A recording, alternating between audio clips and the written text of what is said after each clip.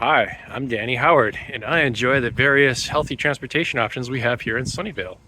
We can walk, we can bike, we got the Caltrain and the VTA buses and light rail. But sometimes the bus schedule doesn't work out for you, and maybe you don't want to get sweaty on the bicycle, and you don't want to spend forever walking. So we have another option, which is really cool. If you open up the Bird app, it can help you find one of these things, which is a rental scooter.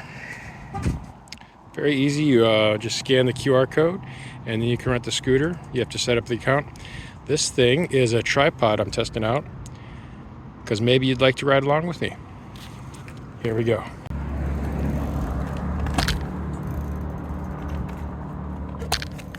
Rah. Looks good.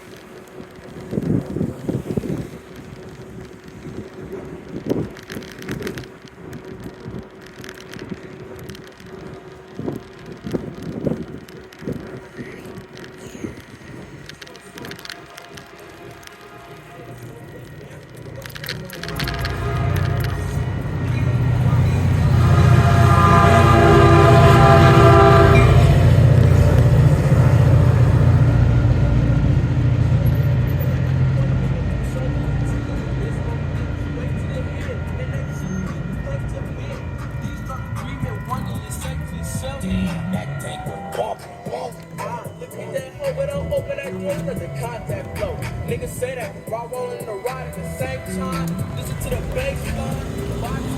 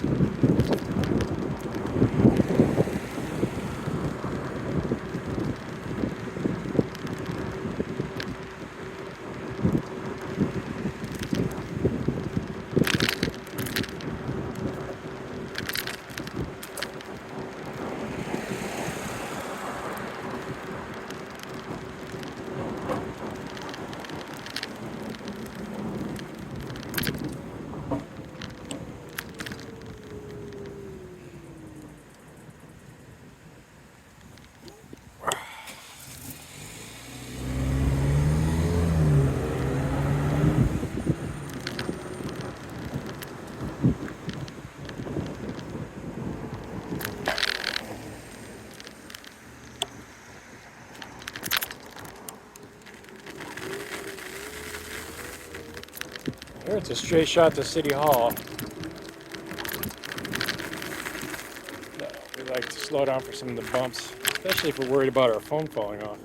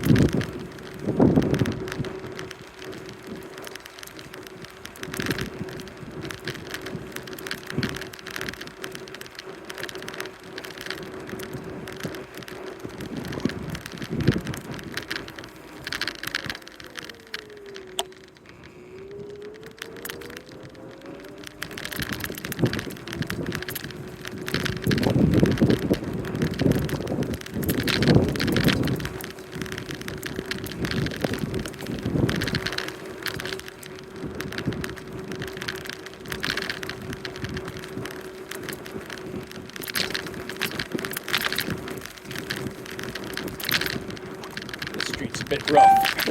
They're doing some construction up in here. And the lock icon just popped up on my...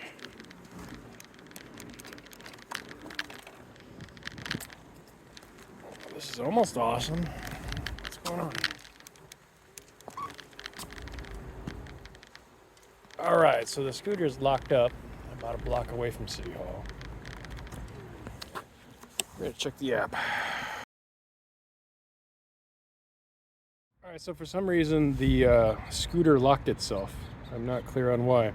I went into the app and pressed the unlock button. Maybe it was too rough a ride. Who knows, but now we can finish our little adventure. That's kind of a bummer. I was hoping for one big continuous shot.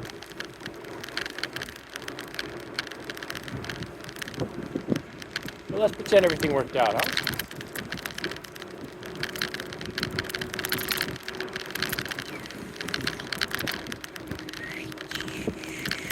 And here we are, Sunnyvale City Hall.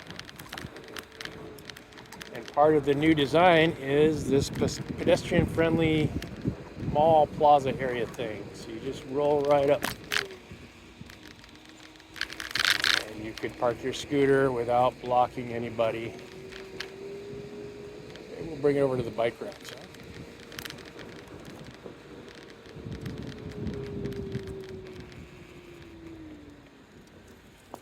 And that's our trip.